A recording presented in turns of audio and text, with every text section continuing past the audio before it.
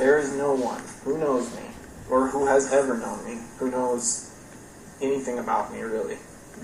They know they're going to tell you something that does not line up with anything I tell you, because I'm two different people, basically. And the only person who knows about what I'm telling you, the kind of things I'm telling you, is me. How long have you been two different people? Long time. 14 years.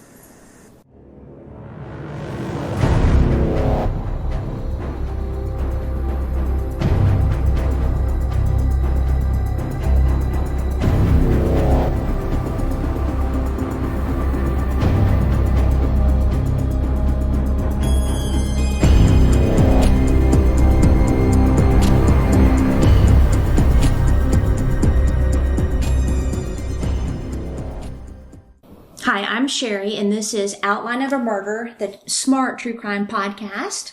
I'm Elena. And I'm Mom. Okay, so I can't use the term, I'm saving the best for last because he's obviously the worst for last. Israel Keys. And we're about to go into probably the most evil and dark and meticulous and scary serial killer there is. So far. You know, you've got Ted Bundy. He wasn't as scary to me because he made mistakes. You have Sam Little. He went a long time. He was bad. But this guy, I think the reason he is the scariest to me is how intelligent he was and how he did his crimes and how meticulous he was. And it's Israel Keys. And very methodical. And, you know, I mean, when I think about all the true crime I've studied since 16, you know, that says a lot. So if we look at the season, we've always had, you know, crimes and criminals where we can say, okay, this person became a victim possibly because of their trusting nature, or we could have, you know, pointers of look for red flags. There was nothing here with him. There was nothing that would have stopped him from killing you. Oh, that's comforting. Yeah. So, and that's what makes him so scary. And so I want to start off with his crime. And this right here is the young victim that began to unravel. So one thing that about Israel Keys that is with every criminal is they start to, and I think the technical term is devolve. You know, it's like they can go for a while killing, but then they start devolving, meaning they can't hide who they are anymore. It's almost like they have to kill more and they get sloppy, maybe like a drug addiction, you know. And so he did start devolving, but it led to his demise, but he was so controlled that to this day they don't know where all his victims are because he wouldn't tell them. So his first known victim that led to his downfall is Samantha Koenig. Gorgeous girl, gorgeous. And she worked, as you can see from her picture, she worked at this little coffee shop right here called Common Grounds up in Alaska. And it's one of those, like, you know, I don't know what they call them. It's like a little coffee stand. Kiosk, you know. sort of. Yeah, so it's like a little storage unit, it looks like, you know, with the drive-up window. My daughter-in-law, Chrissy, worked at one of those in Clovis. And it was when her and Kent first married. And I told her, I said, you're not working at night, are you? And she said, yeah. And I said, okay, so what's your closing process? Do you have Kent come up there with you? You know, like the idea of her being in that with nowhere to go, nowhere to run, even in Clovis, which we don't have, you know, tons of crime, made me nervous. And so this is in Anchorage, Alaska. And I think sometimes of the year it's like dark all the time. And then sometimes of the year it's light all the time. So she was a young girl, absolutely gorgeous with her brown hair and big brown eyes, beautiful smile. And she was friendly. She loved being around people and she loved that job. Her bubbly personality created a lot of loyal customers. They loved going to her. And she'd only been working there a month, and her dad wasn't excited about it at all. And I tried to find audio or video of her dad I couldn't find any, but he did not want her working there because of the safety factor. And Anchorage is a big city in Alaska, but Alaska is like the last frontier? I mean, have y'all been to Alaska? I have, yeah. They don't have a lot of crime. Okay. I've seen all the shows about Alaska. Those are exciting. Yeah. People are friendly. But kind of rough, too, aren't It they? is, Like yeah. They are, like, you know, The old they have to frontier. be. Mm-hmm. Yeah. And then he found out, you know, that she would be working at night alone sometimes and didn't like that. But Samantha said, well, there's cameras, you know, so that will help. Plus, you don't think it's going to happen. Right.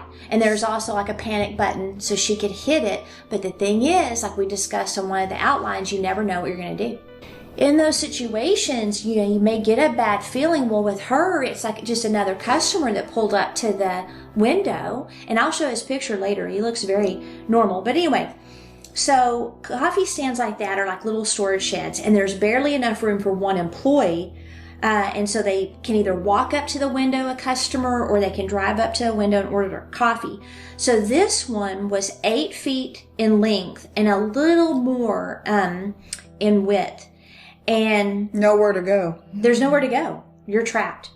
Yeah. I will say the window's kind of down low. Maybe you could hop out the window, but you wouldn't think about that. And wouldn't give you No. much time because that looks like that Wow. door. By the time you had time, he could be in and grab you anyway. Yeah.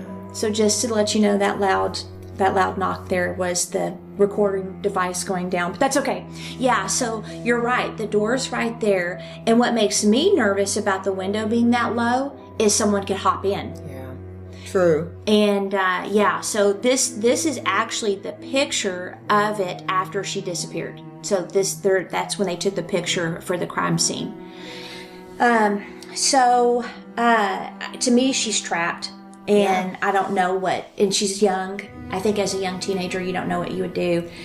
And so on February 1st, 2012, she was working a late shift. So it was about 8 p.m.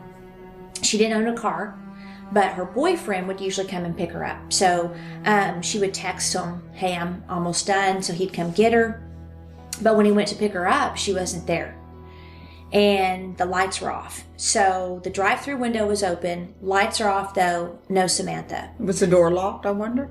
I don't know. I don't know if it was. The door was open.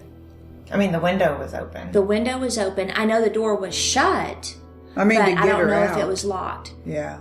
So family and friends knew. It's one of those situations where they knew instantly something was wrong. She was a very dependable young girl. There's no way she would have just walked away from the coffee grounds or common grounds without a reason. And her bosses knew that too.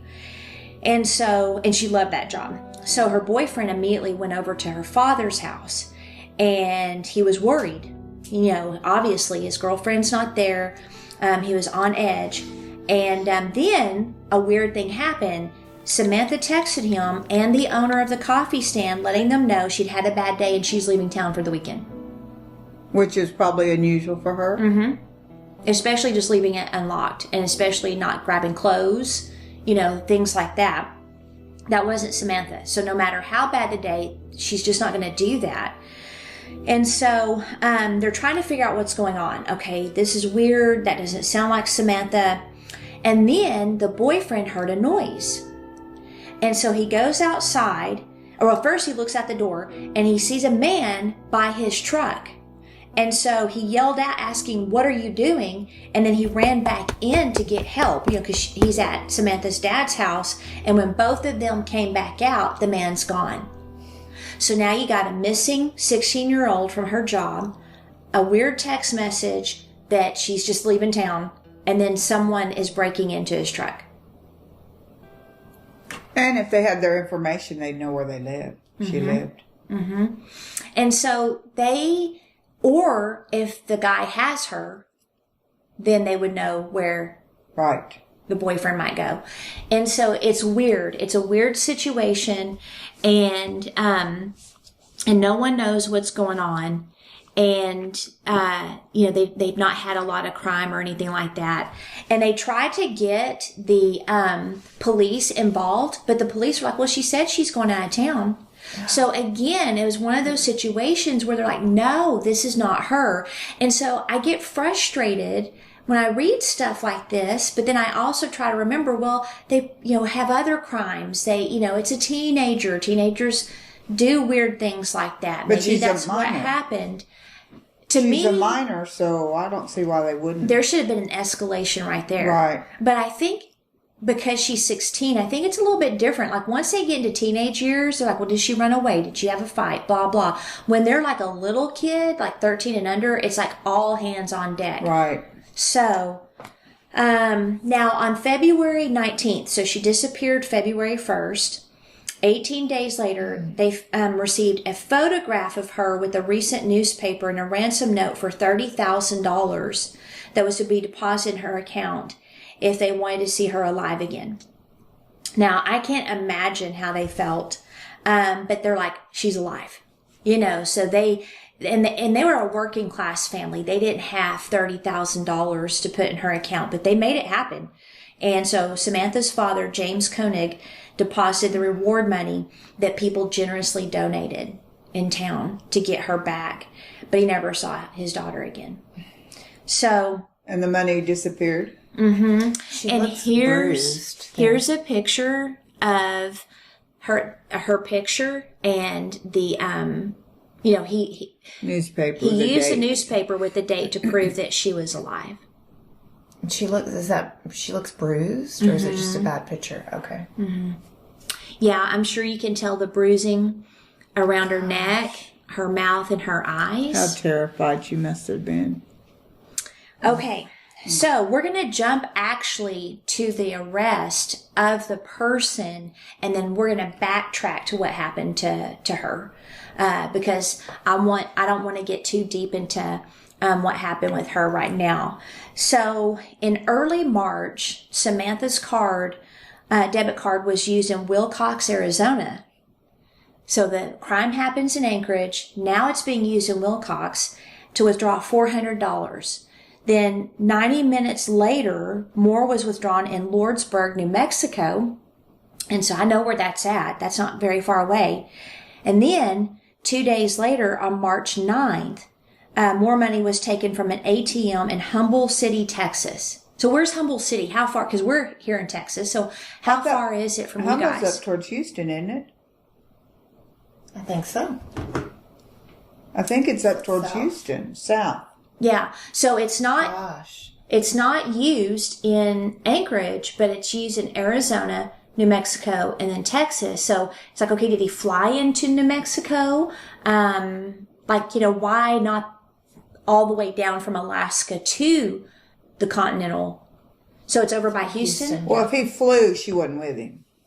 But he could drive. That's true. From Arizona. So maybe he didn't use his Anchorage. debit card until Arizona? I don't know. So, yeah. And at this point, all the authorities had was a security camera recordings of a man wearing a disguise. And it looked like he had a fake beard mustache along with sunglasses.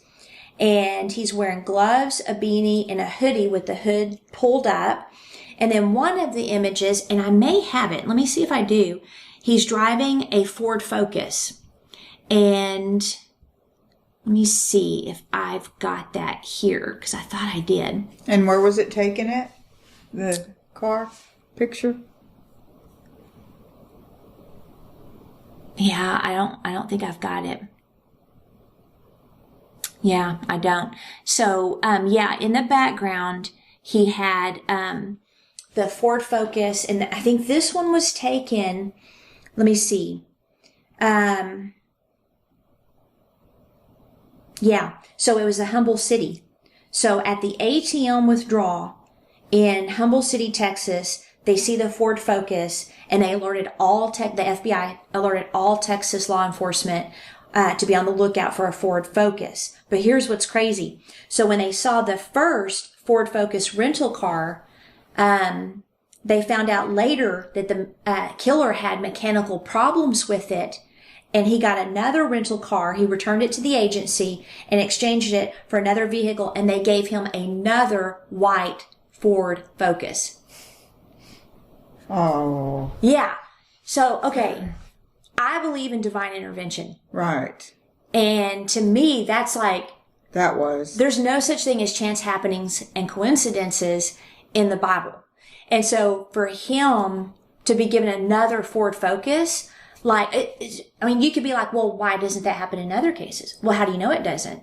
How do you know there's not divine intervention in other cases? But were people praying too? You know, people think, well, God can do whatever he wants. No, he has to have prayer. That's how he set it up. So it's like, okay, are people praying for her? And then these circumstances just start happening. I remember watching a true crime story years and years ago, and I think it was in North Carolina.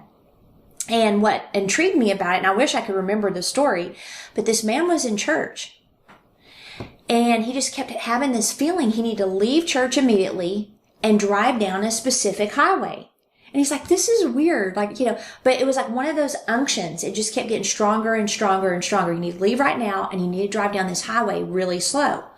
So he's like, you know what? I'm just going to do it. So he quietly leaves. He gets in his pickup, and he's driving down this highway, and he's looking on the side, and he comes across the body of a victim. And the timing of him coming across her body was so soon that they were able to catch the killer immediately. But if he would have waited, evidence would have maybe been washed away. Right. You know what I mean? So I don't know, like, why some crimes, certain things happen and others don't. But I do believe in the power of prayer. And so it just makes you wonder if there is someone just really praying for this young lady's, you know, to be recovered or the killer to be caught. From him to come from Anchorage to Arizona, New Mexico, and Houston, that's a long way to hold somebody. But to me, And that's a contain big them. mistake, too, using her ATM. That's Absolutely. like criminal 101, according to the shows. Right.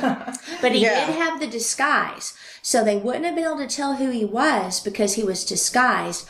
But having the car in the background Right. was the mistake. You know, so maybe he didn't understand how rental cars work, and that you can be like, okay, obviously he's driving a white Ford Focus. So now we're just going to go, you know, where Arizona, right? That's where he first used the ATM. Did he rent the car there? Then they're going to, you know, so he definitely made a mistake on the Ford Focus. The disguise, I don't think they would have been able to figure out who he was. I seen it. And I thought I saved the picture. Obviously I didn't. Okay. Love Texas. Right? See if you can find it. That'd be great. So, Israel Keys ATM probably will bring him up. Okay, so now they're on the lookout. On March 13th, Texas Highway Patrol Corporal Brian Henry.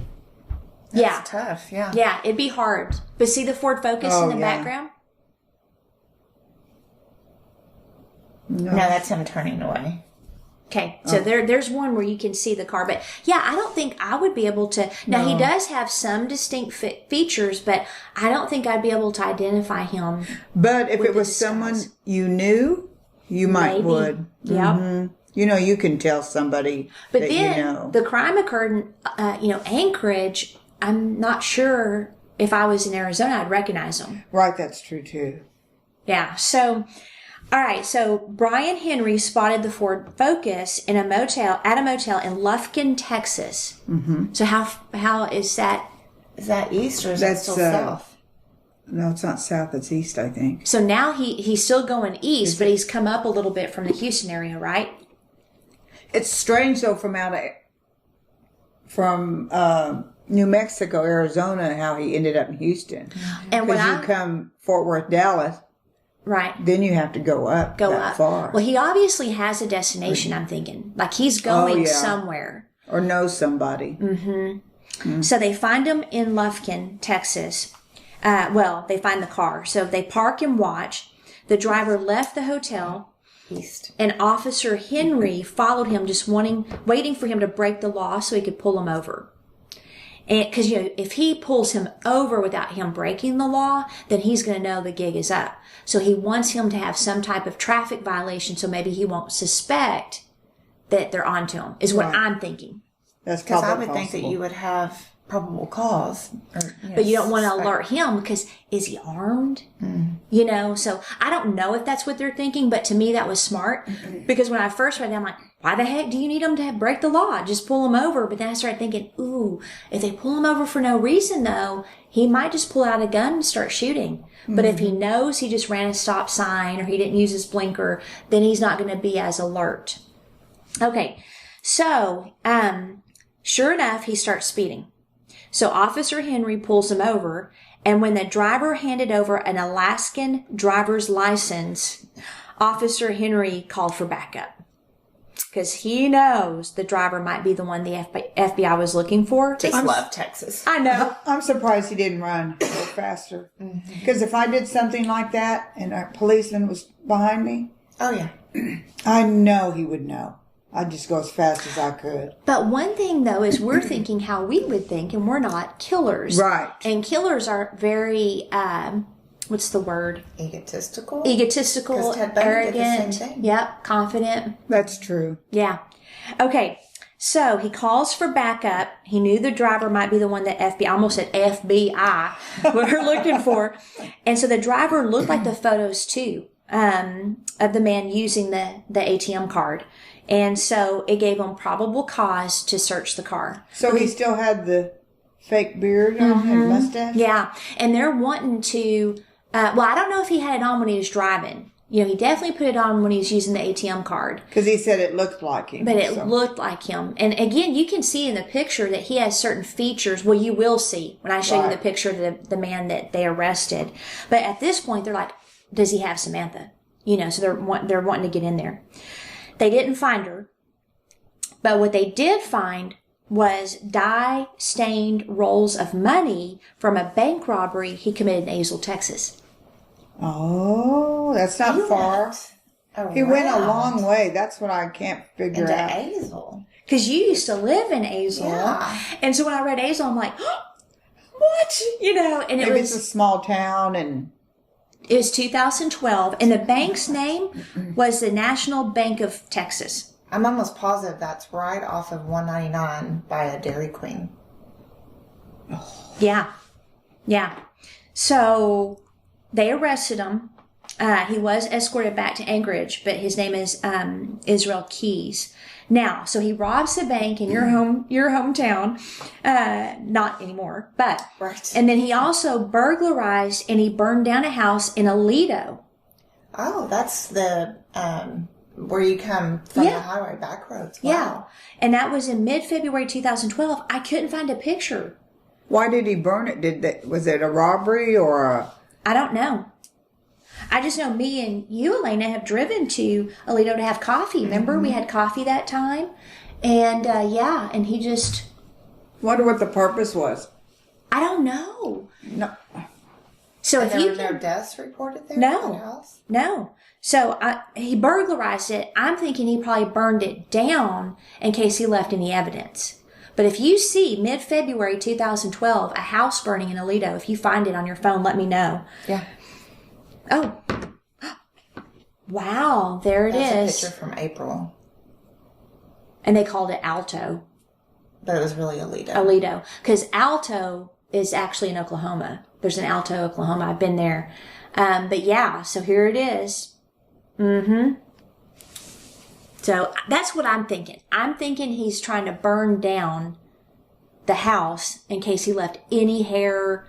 I think he wore gloves, so I don't see him leaving fingerprints. But isn't that crazy? So it's like, here you have, a murder in Alaska. And then all of a sudden, obviously you guys don't live in those areas anymore, just for safety factors. We want people to know where we live. But It's like you guys don't live there anymore, but yet it's such a small world that here you have the scariest serial killer I've ever studied in two places where me and you have been, where you used to live. I mean, to me, it's crazy. I wonder if he's been here before, or lived here, or knows people. He has not lived here before. Really? Mm-mm. No. That's random. Just to go, yeah. So I want to play an audio of him. Oh, I thought I had it already pulled up. Okay. So he was extremely meticulous. And that's what makes him scary to me. But he wasn't very much with the car and leaving the bank money in there like that. Well, he also was arrogant, and that's usually Right. their downfall. Right. But let me play this. He was very meticulous. His crimes were very well thought out. There was nothing that was spur of the moment or, just kind of went out one day and decided to do something. Everything was meticulously planned. And our interviews with him were the same from his standpoint. I mean, I never got the sense that he, accidentally told us something or got angry and riled up and then something flew out of his mouth. My sense was that he knew every time he came in kind of what he was going to give us that day. Yeah. Wow. He controlled every interview. They were never able to get him to slip up. Wow. Smart. Okay. So the criminal, I want to talk about him a little bit. So Israel Keyes did not like being called a serial killer. Oh. Although he admitted that he admired Ted Bundy, but he wanted it clear that he did not copy Bundy. That's why he didn't want to be called a serial killer? So what does that tell you about him? Like, I'm just curious, when you hear that statement. That he's arrogant, one. Very egotistical, wants to be set apart, better than maybe. Thinks he's smarter than anybody else. Okay, so with our knowledge of personalities, let's flip it, because we don't have a personality to say, hey, this would make you susceptible to him, because as you'll find out, no one was safe from him. But what personality do you think he is? No way he's an S. No, he's not Not an a D. S. C? C. See? Yep, I think he was actually a CD. Which is? So a C with very analytical, logical, meticulous, private, every single detail will be planned out. And to an extreme. Now, you're an enigma. So you're different, Elena, because you have some D that will come up too. So you're a CSD. I think he was a CD. So he has a C. Then the D is they don't trust anybody, very controlled. He had like double control, double task focus, double the need to not make any mistakes. And I know as a D. So let's just go back a little bit in my history. So, I'm the one that's already admitted that I plotted someone's murder a whole summer, but I didn't do it. And I, became a Christian. And so I did not murder anybody. I very easily could have been. Oh, and then last night we're watching Richard Ramirez. Mike, quiet Mike, my husband, sitting over there talking or looking on his phone. He goes, if I didn't meet Jesus, I think I could have been a serial killer. Just out of the blue? Out of the blue, as serious as possible. We just looked at him. So I said, yeah, I bet you Said, could "What?" have, actually, And so I'm like, then I started thinking later, wow. And I'm watching him while he's sleeping. but he likes to pull on your leg. So I'm not sure what he was doing there. In this podcast, I want to highlight again a great resource for crime victims called victimconnect.org. They have help available in both English and Spanish. And Victim Connect is a referral helpline where crime victims can learn about their rights and options confidentially and compassionately. A program of the National Center for Victims of Crime, it combines a traditional telephone-based helpline, 855-4-VICTIM, an innovative online chat.victimconnect.org, and a web-based information and service referral, victimconnect.org. And so there's specialized training where there are victim assistance specialists that help discuss concerns and questions, understand your rights and options, find information and connect you with resources, craft next steps to help you regain control in your life and access referrals. Now, they serve sexual assault victims, assault attempted homicide victims, domestic dating violence victims and or protective order violations, homicide, financial crimes like identity theft, fraud, and or exploitation, hate crimes, human trafficking, both labor and sex trafficking, stalking, mass events, elder abuse or neglect, child abuse, whether physical, sexual, and or neglect. So you can access these resources Monday through Friday using the hotline, but their content is always available at their website. So again, victimconnect.org. when I, as a teenager, and I got really mad at a specific stepmom, and I'm not going to say who she is. I don't want to dishonor her. But she ticked me off so much that at the age of 13, 14, 15, I made it my mission to make her go insane. Oh, my. No joke. So, because I, at that point, hated her guts for all the things that I felt she had done to me. So I'm like, okay, my purpose now in life, other than getting good grades, because I have a future, is I'm going to make her life miserable. And so I'd play mind games with her. And I would act like I was sorry and you're right. And I would, I'd repent and blah, blah. And the whole time I'm doing it's a game. And I would walk away laughing on the inside like she was so stupid she actually believed me. And then I would immediately go right into tormenting her again.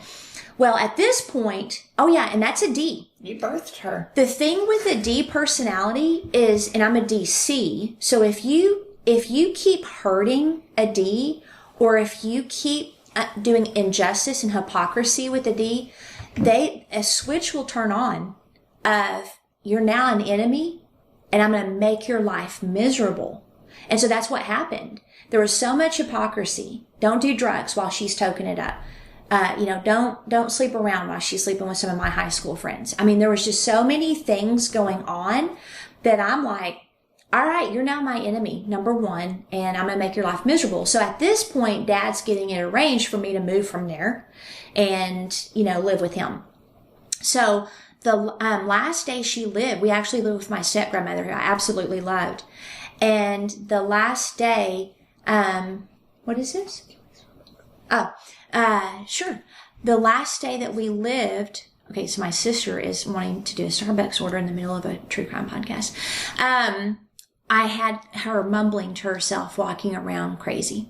Really? Mm-hmm. That was your end goal and you achieved it. I achieved it. So D's are like that. Mm-hmm. I was happy. I had absolutely no compassion. I had absolutely no sympathy for her whatsoever. So then I moved to Clovis and I'm fine. I don't smoke cigarettes. I don't do drugs. I get born again. So, when I do mentoring and I have a sweet S that's dealing with a D child, that comes in handy. And I remember one lady, she was just going over the top being kind to her D daughter. And I said, you need to stop. She was an S. And she goes, why? I said, because you're just feeding into her. She doesn't care that you get her coffee. She doesn't care that you go and put warm water on her cold windshield so the ice is gone. She thinks it's funny and she's winning. That she can control her. Yeah. Because it's a type of control. Game. Yeah. And so she goes, are you serious? I said, I am dead serious. I know exactly what she's doing because I'm a D. I've done it. But then if you stop, what happens? So I told her, I said, stop. And she goes, well, will it cause a war? And I said, no, she'll start losing control and then you're going to see some change. And she did exactly what I said, and they have one of the best relationships they've ever had. Really? Yes. So if this guy is a CD, so you've already got the analytical, logical, meticulous, then you have the D where I doubt he ever felt any remorse whatsoever. Ever. Yeah. So on top of that, a D doesn't like words put in their mouth, thoughts put in their head. They don't want to be like anybody else. They're who they are. So when he said he admired Ted Bundy, but he didn't copy him, you're absolutely right, Elena. He wanted to be set apart as a serial killer. I'm not like anybody else you've ever dealt with. So he would know and not like a script from the police that they do. Because he know what they do. And he would control every aspect of the conversation. Wow. Mm-hmm. So this is a guy with no conscience. Okay, so his ideas were his own. Now, you guys know I'm fascinated with Ted Bundy because of how normal he was. I think Israel Keys pulled off being normal more than anybody else. Really? Mm-hmm. And, nobody at all ever suspected he was a killer. And with Ted Bundy, we had Ann Rule, Elizabeth Kendall. They suspected, but no one suspected Israel Keys was. Did he have friends? I was about to say, did people know him, have relationships with him? And they all said, nice guy. Mm-hmm. No, really? They were shocked. In fact, where he lived was the upscale part of Anchorage, Alaska, because he owned a construction business, which I do have some pictures of that. So this is him working in Anchorage, and just a normal, fun guy. They would have neighborhood parties. Him and his girlfriend would host. But the street he lived on was where judges, lawyers, people like that lived. And that's him when he was caught in Texas. You know, having a construction company, you would think he could just have the pick of his victims. Right. And I thought I had a picture. Okay, so this was his neighborhood. So he owned Keys Construction in Anchorage, and that's his house. And like I said, it was like a cul-de-sac, I believe. Mm-hmm. And wealthy people lived there, professional people lived there, which he would have wanted to live at. We'll get to his history, but this is him at one of the parties. Yeah. Looks normal. But what does that mean, though? That's what we're hearing about Ted Bundy, too. What looks normal? What do you expect to see in a serial killer? True. I think people expect to see an unkept, overweight, like Ramirez. like Gacy. Yeah. Gacy would be one, Richard Ramirez. And to me, Gacy actually he was, with Gacy, he was well kept. He was schmoozing with political people and stuff. So actually, later he got gross looking to me. But I think Richard Ramirez is what people would think of. Jeffrey Dahmer. Monster, yeah. Just people that and I hate to say it, but you're naturally repulsed, where they just have this feel and this look about them. What fascinated me about watching about Richard Ramirez last night was people said evil just came off of him. Like if you were in the room, you could feel it. But we know why. We know why. He worships lawyers, Satan. newspapers, demons, things like that. So Otis Toole. Mm-hmm. And the guy I can't remember his name, that he used to kill people with, which, by the way, they killed a prostitute in Odessa, Texas, not long before we moved there. Her body was found down the street from our house. But I think we pictured those people. And then when you have someone this normal, it's just hard to imagine. He looks normal, like a neighbor. Okay, now, he said being two people was part of the game. Let me play this for you. Right now, there is no one who knows. Oh no, I already played this one at the beginning. Okay, so I thought I had. I couldn't remember if I had. So he said that being two people was part of the game, and he loved it. He told them, and he did say that he came to terms with who he was. So that's one I want to play. So he truly was two people, obviously. Okay. He said that it was in his kind of early 20s, mid-20s that he really came to terms with who he was. Recognizing that he was different from other people and that he had these urges, and that there wasn't, he tried to initially blame it on, Satan and religious things and why he was like this and a number of different things. And then he ultimately realized that that's just who he was, and he accepted that. And I think that as he began to do that, it became easier for him to do. He talked about enjoying the fact that he was two different people and really being able to play that off with people, and that people had absolutely no idea what he was doing. He even referenced times where he would be at his job when he was living in Washington, and people would talk about criminals and how stupid they were and how they did this to get caught or that to get caught, and how he enjoyed those kind of conversations because people had no clue what he was doing. Wow. Mm-hmm. Crazy. So that was part of his game. Now, they arrested him, and at first he refused to talk. Now, at this point, they don't know he's a serial killer. They're just arresting him on the suspicion that he kidnapped Samantha. They don't even know what happened with her. So they have no idea the other murders. And he refused to talk to investigators until March 31st. So they arrest him on the 8th. He knew they had him for Samantha's death. So at this point, he's like, okay, I killed her, So he agreed to talk to him on two conditions. They had to keep the details, including his name, from the press, and he wanted a speedy trial and the death penalty immediately. Why did he want his name from the press? Because it eventually would be in the press. Well, does that make sense? And to me, I'm like, do you not know how that works? Like, first of all, yeah, you can get a speedy trial, which is about 2 years, but you don't just get the death penalty. There's appeals. So the only way actually, I think you have to have your appeals even if you say you don't want them. Oh, they're automatic, I think. Yeah, they're automatic. I think they're automatic in some states. And I think I think it's federal. Aren't death penalty rules federal? I'm not sure. Oh, you're right. They are. Because I think, like some states can say we don't want the death penalty. Some can say we want it. But I think the process is uniform for each state. Mm-hmm. But I'm not sure because like in Texas, you guys, I mean, they're put to death pretty quick. But you have to have the appeals. Yeah, you have to have the appeals. I wonder if his personality, maybe it bothered him, people would think bad of him. Well, he had friends and neighbors in Anchorage, as well as a list of happy clients from his construction business. And he said he needed to get used to the idea that now these people would know who he really was. That's the C in him. And it's the ego where it's like, oh, so you need to get used to the idea that you're a freak in their eyes, yet what about the family of the lady you murdered? You or the murdered victims. Yeah, it's just like, you suck.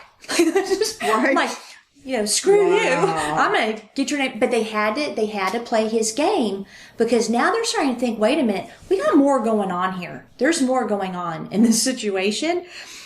Plus, he was worried about his young daughter. Oh, he had a daughter. And he didn't want her to type in her dad's name and all the crimes pop up when she grew up. Do they know about the mother?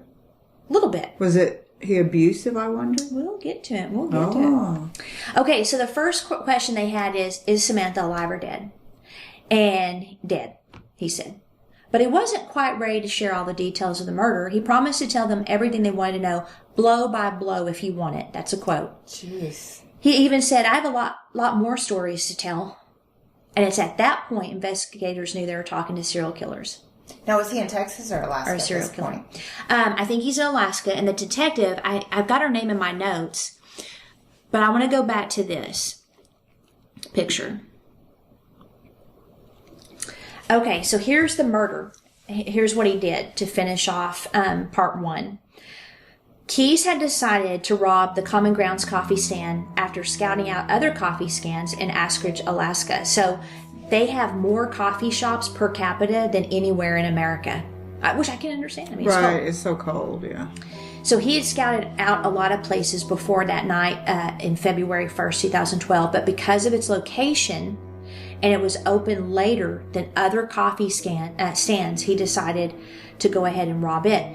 And he said he wasn't going to take Samantha at first, but when he got there, he couldn't resist. Oh, boy. And he'd never met her or seen her before. So that's what I mean by devolve. Yeah. So now he's losing the ability to control the urge to hurt people. Harm somebody, yeah. So he said that he approached the coffee stand at 7:55 p.m., so 5 minutes toward closing, wearing a ski mask, which wasn't that unusual in the middle of winter in Alaska, so it wouldn't have alerted her that there was danger. He ordered the Americano. Yeah, I just ordered us one. Yeah. Oh, his boy. favorite, he also likes Snickers bars. He ordered his favorite Americano, and Samantha made the coffee. She handed it to him. Then he pulled his gun and he demanded money. Now, remember, Samantha told her dad there was a panic button, but she didn't use it. So she was probably so scared she just froze. that she forgot about it. Yeah. So he climbed through the window that's so low, climbed through the window after demanding that Samantha turn off the lights inside because of the cameras. Oh. So he tied up her hands with zip ties and he asked her where her car was, and she told him, I don't have a car. And so he walked her out of the coffee stand at gunpoint to his vehicle, which he had prepared beforehand, by removing the license plate and his toolboxes. So he was prepared. Oh, yeah. But not to take her until Yeah, that he moment. didn't plan to take her. Yeah, until he saw Well, her. construction, they probably carry zip ties. And Oh, yeah. He would have had all that. Yeah, he would But have he had did all of it. remove his toolboxes. I mean, just for a burglary, he removed anything that would be able to tie him to it. And then he decided to take her. She tried to break away and run, but he chased her down, tackled her to the ground, and explained that he'd kill her if she did anything like that again. He then drove around town telling Samantha that he'd kidnapped her for ransom. So she let him know that her family didn't have a lot of money. And but he said, well, the public will help the family raise the money. Wow. Oh, he knew. Which did happen. He then promised to return her to her family if she cooperated. She believed him. And then she also tried to talk him into letting her go. the thing is that there is a pattern when people are kidnapped like that, where they say, if you just do what I say, I'll release you. And so it kind of gives them a sense of relief a little bit, like, okay, I'll just do what they want. And hope. And they all use that, and then they kill him. They kill him. So, in the meantime, he realized he didn't have her cell phone. She left it at the common grounds, so he drove back and got her cell phone. Why? Because he wanted to text and buy himself some time. Yeah.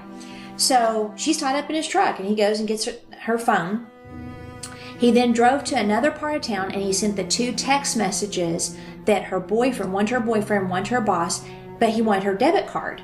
But she shared her account with her boyfriend, and she didn't have her debit card. It was in his truck. Oh, that's why it was at the truck. Yeah. So the man that the boyfriend saw, this is what's sad. Yeah, so close. Yeah, so he's at the truck, he hears it, he goes out there, he runs back in for help, which I understand. He was a teenager too, and so he wants to get the dad. I mean, you trust your dads to protect you, to help you, to take care of you.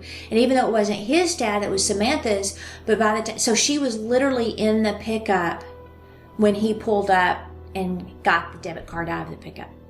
So he did get it out of the pickup, yeah.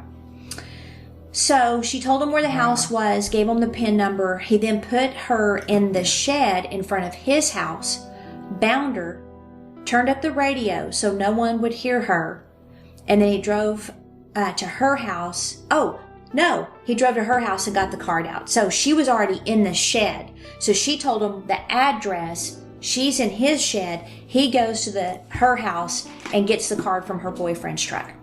Okay.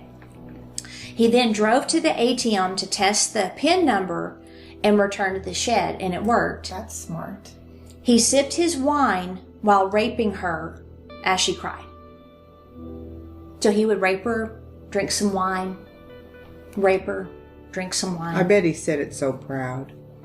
So then Taunting. he strangled her to death, wrapped her body in a tarp, Oh, right stuffed. off the bat? You're looking at a dead girl. Okay. I was wondering about the eyes. Yeah, she's dead in this that picture. picture? Oh, that explains why he's holding the newspaper. He sewed her eyelids open.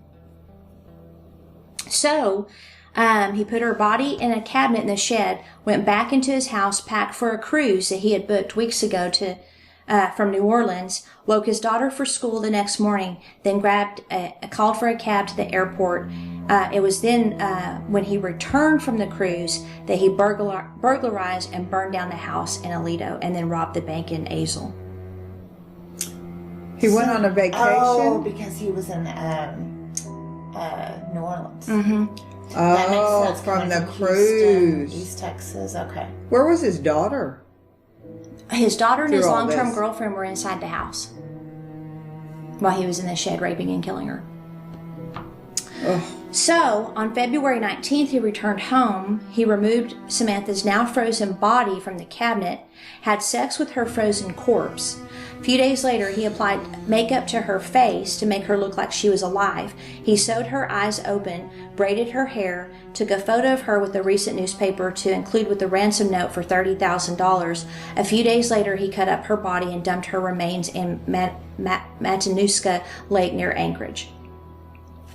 Wow, that is a very precise, well thought out. And I think I have A long process. Yes. a picture Patient. of the lake. Let me see if this is it. Oh no, here it is.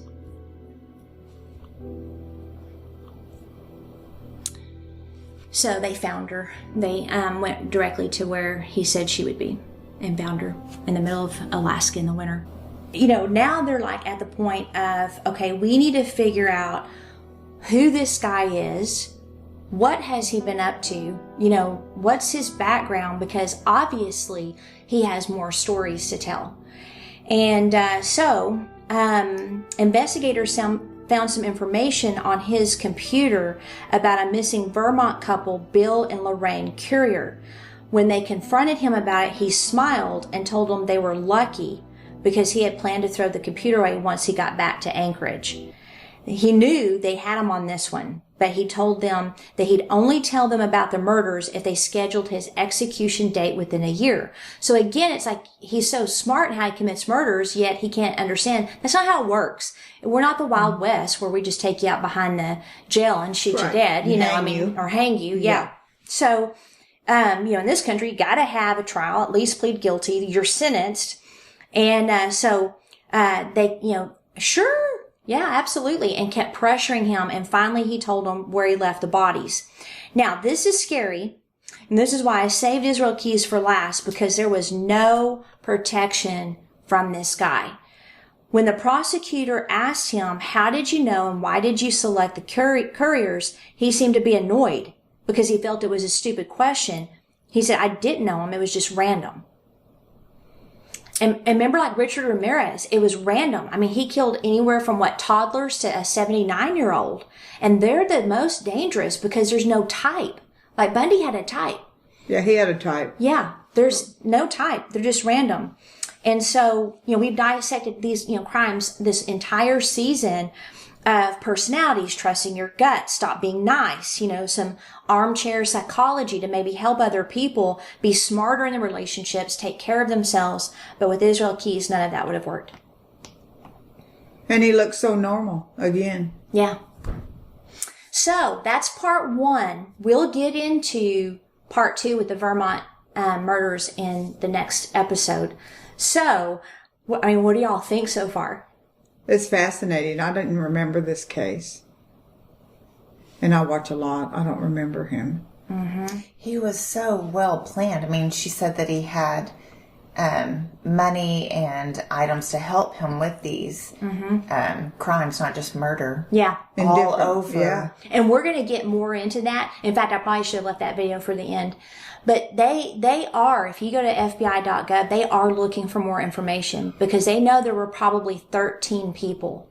And we'll get into that, but, he wouldn't give it up. He wouldn't give it up. So, and I think that's one reason I wanted to do this too, not just because hey, there are some things where you're not going to have that information to help you, but also the fact that Dusty's doing a good job bringing us some Americanos like Israel Keys like to drink. Awesome. Thank you. But anyway, they need help. They want to find his victims. And I'm going to get into one from New York that maybe we can get someone that can say, hey, I might know where she is. So I think that's another reason I want to do this one. Maybe, with podcasts, like the crime squad or the murder squad and first degree crime junkies, they like to focus, those podcasts like to focus on crimes where maybe they can get them solved, and they've had some solved. So, all right, so to transition to fun. So obviously we've already talked about our taco night, or our tacos, our shirts and all that stuff. We'll post a picture on the Instagram page later. But I figured out how to get, what's your car again? Mercedes. So I figured out how to get on Sports Plus. Not just Sport Plus. Wow. So I don't know if I want to record a potential crime in the future, but I would like to get on an open space where I can get it up there. Toll Road. Yeah, yes. Toll Road. Although that's, Ooh, I don't know. This weekend too. It's may Labor not Day be smart. weekend. Lots of state troopers out there. I'll be Yeah, busy. You might have to wait a few months. Yes. You two can go. I'm Yes. not going down with her. She'll go all the way to 160. Well, that was fun. It was fun driving it. But, so that's been my fun today. What about you guys? Y'all have any? Hovos Rancheros. Yum, yum, yum. Huevos? Rancheros? I thought they were a Hovos. Dusty even asked me this morning before he ordered, is it Hovos or Huevos? Yeah, no, it's Huevos. Yeah. Anyway, I'm from Texas, so it's Hovos. But I'm originally from Texas. And But you're in New Mexico, we call so it you are more familiar Huevos? with the language. Me, not so much. I have my own language, so it doesn't matter to me. Mm-hmm. I didn't eat anything waiting for my tacos. Yes, I didn't bring lunch. I wanted to have a nice empty stomach. I did have breakfast though. I got you a hot cocoa. Oh, Oh, so we got some Starbucks over there, so that'll be fun. Yay. All right, so let's take a quick break, have some of our Starbucks. And so, wait, which one goes first? Elena. Be smart. Be rude. And don't be a victim.